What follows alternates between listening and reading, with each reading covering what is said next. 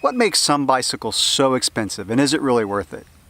Maybe you're new to cycling and you've walked into a bike shop and you've seen bikes for $1,000, $2,000, maybe $5,000 or $6,000, and you've wondered why would someone spend that much money on a bicycle?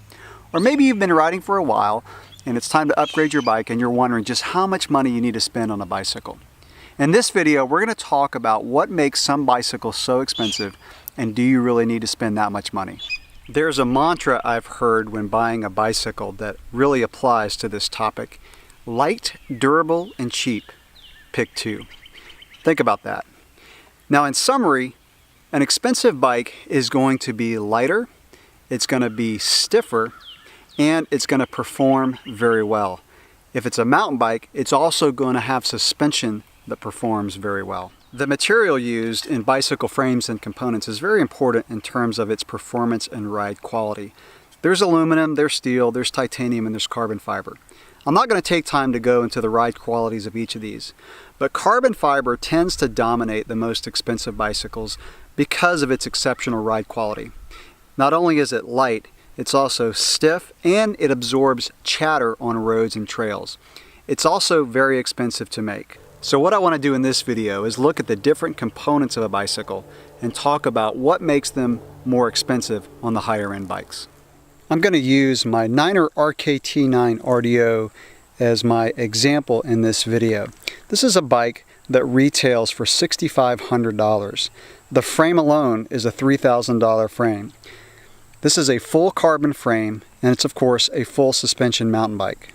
At the heart of any bicycle is the frame, and it's generally what makes the bikes so expensive. Generally, a frame is going to be the heaviest component of a bicycle. Carbon fiber frames are going to be stiff. That means when you sprint, the bike is not going to flex, and the power that you put into the pedals is going to go directly to the wheels and make the bike faster. It's also going to be lighter. So when you're going up a climb, whether you're in the saddle or out of the saddle, a stiffer frame and a lighter frame is going to climb faster. Most road or trail vibration is going to go from the ground up into the frame and then eventually to the rider. Carbon fiber has the unique property of absorbing some of that chatter, so you don't have as much vibration getting to you as you ride your bike. And of course, a carbon fiber frame is going to be light. This particular frame weighs less than 5 pounds for a full suspension mountain bike. Some carbon fiber road frames can be less than 2 pounds. I consider wheels to be the second most important component of a bicycle. Again, you're going to find more expensive wheels on the more expensive bikes, and generally they're going to be made out of carbon, whether they're road, cyclocross, or mountain bike wheels. These Stans Valors are a very good example. This is a wheel set that costs a little under $2,000. It's made of carbon fiber, and these wheels are built to be stiff laterally, in other words, going side to side, so they're very precise in your turning. But they also absorb a little bit of bumps on the trail. And that is a very good quality that you're going to find in carbon fiber wheels. And of course, they're light. This particular wheel set is about 1,400 grams. Also, on more expensive bikes, you're going to find higher quality tires. These Schwalbe Rocket Ron mountain bike tires cost about $90 each. Higher quality tires will have higher TPI or higher thread per inch. A 120 TPI tire is going to be more supple than a 60 TPI tire.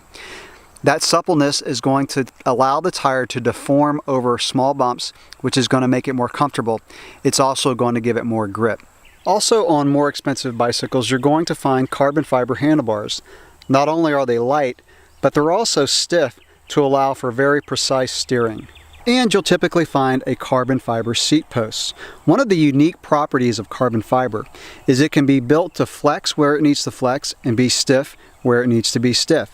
So a handlebar, you want to be stiff, but a seat post, you actually want to have it built so it has a little bit of flex to it. That will allow a little bit of movement in the saddle to provide some suspension, which is really important in cyclocross bikes, gravel bikes, and hardtail mountain bikes. One component that can make a huge difference in terms of comfort is the saddle. And a saddle can be very light or it can be very heavy depending on how much it costs. More expensive saddles are going to have titanium rails, which again is really going to reduce the weight of the saddle and the overall weight of the bike. If you're somewhat unfamiliar with higher-end bikes, you might walk into Walmart and see a really wide saddle and think it's going to be very comfortable. However, those saddles can typically be less comfortable over longer rides because they might rub your inner thighs and hit different pressure points. A higher-end saddle is going to be really shaped so that it does not hit pressure points, and the skinnier saddles can actually be more comfortable over a long ride. Higher-end mountain, gravel, and cyclocross bikes today will have hydraulic disc brakes. You're even starting to see them today on road bikes. Hydraulic disc brakes have some unique qualities that make them superior to most cable actuated brakes. They have a lot of modulation. That means when you squeeze the brake lever, you're going to be able to regulate the power. So if you squeeze the lever a little bit, you get a little bit of power, and if you squeeze it hard, you get a lot more power. And what that does is it prevents that on-off feeling, which keeps you from locking up the wheel and really making it easier for you to dial in just the right amount of power. Hydraulic disc brakes also perform better in wetter conditions, and they actually require less maintenance. With cable actuated brakes, you can get grime and dirt inside the housing, which will require more maintenance. I only have to bleed my brakes maybe once a year, if that. Higher end brakes will also be easier to adjust. For example, these Shimano XT brakes can be adjusted so that the lever can be closer to the handlebar or further away just by turning this knob. The drivetrain of a bicycle is very important in terms of its performance. A drivetrain includes your cranks, your chain, your shifters and your derailleurs, and your cassette. Higher-end drivetrains are going to be built with more technology, such as ramps on this cassette, which allow the chain to go up and down very smoothly and very precisely. Common on a lot of styles of bikes today are drivetrains that only have one front chainring, and so you only have one shifter, which shifts the rear. These one-by systems, as they're called, allow for more simplicity, and it can reduce weight in some areas, such as having only one shifter and only one chainring in the front. However, it typically calls for a cassette in the back that has to be bigger. To keep the weight down of those bigger cassettes, many of the cogs today are built with titanium, which again can be very expensive. Higher-end bikes will also have more technology built into the rear derailleur, or changer as it's called in some countries. For example, this Shimano XT rear derailleur has a lever that you can engage to make the spring stiffer. What that does is it reduces chain slap. In other words, the chain moving up and down as you're riding. Not only does that protect your frame, but it also allows for the chain to stay on the front chainring better. If a chain drops off a chainring, it can not only damage your frame, but can also cause a crash. If you're looking at a mountain bike, the suspension has a huge role in terms of the performance and the ride quality of your bike. One of the ways that higher-end suspension has better performance is it has more adjustments. In this video, I'm not going to go into the different terminologies like rebound damping, compression damping, but just know that higher-end suspension will have more adjustments to better fine-tune your ride for the qualities that you're looking for. The fork on this mountain bike costs about $850. A more expensive fork is going to not only have the adjustments that I talk about, but it's also going to be very durable and it's going to be very smooth. If you've ever ridden a mountain bike that costs $500, typically the fork is going to be very harsh, it's going to top out really harshly, and it's also going to be very heavy. This fork weighs about 3 pounds, which is very light for a front fork on a mountain bike. Full suspension mountain bikes, or mountain bikes that have rear suspension, are also going to be more expensive than hardtail mountain bikes. On average, you'll find that a full suspension mountain bike costs about $1,000 more than what's known as a hardtail mountain bike, or one without rear suspension. Not only does rear suspension allow for the rear tire to absorb bumps, increasing comfort, but it also allows the rear tire to stay on the ground more.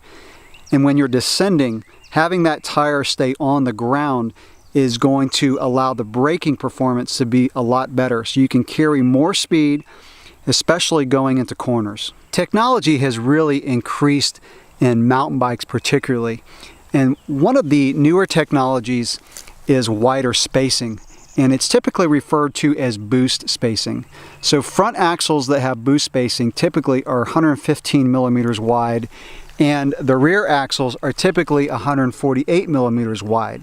Those wider axles allow for a stiffer bike. It also allows frame builders to make shorter chain stays, and particularly in mountain bikes, that really increases the agility of the bike and makes it handle better. So all of these components that I mentioned, the frame, the wheels, the handlebar, the seat post, saddle, brakes, drivetrain, tires, all come together to make a more expensive bike lighter, stiffer, faster, and that's going to perform very well. The handling is going to be sharper, it's going to be more comfortable to ride. So whether an expensive bike is worth it to you, it's really going to depend on what you want to do on a bicycle. If all you want to do is ride down a bike path and look at the scenery and get out with friends or family, you don't need a very expensive bike.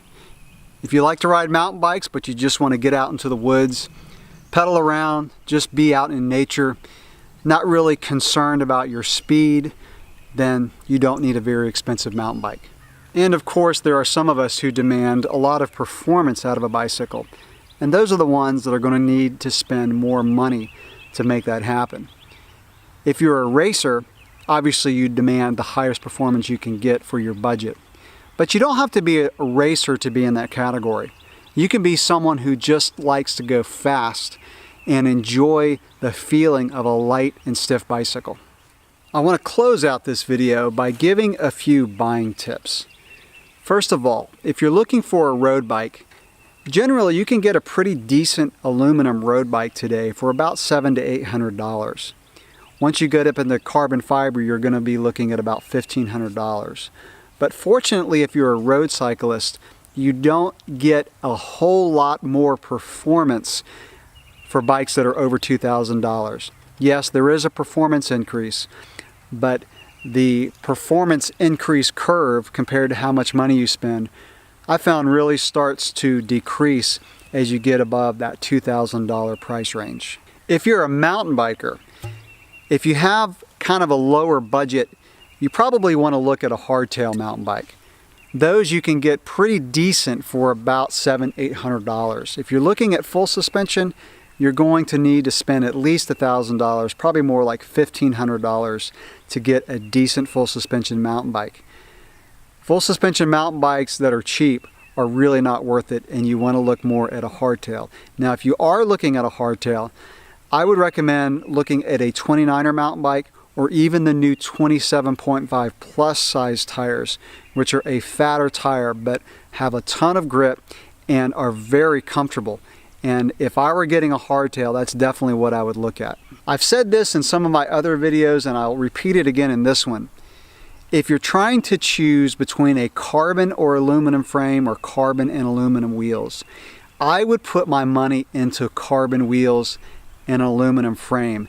That's going to give the best ride quality because wheels make the biggest difference in terms of steering precision and speed, because a lighter wheel is going to get up to speed quicker. Rotational weight makes the biggest difference in a ride quality. In other words, a frame does not rotate, it's stationary.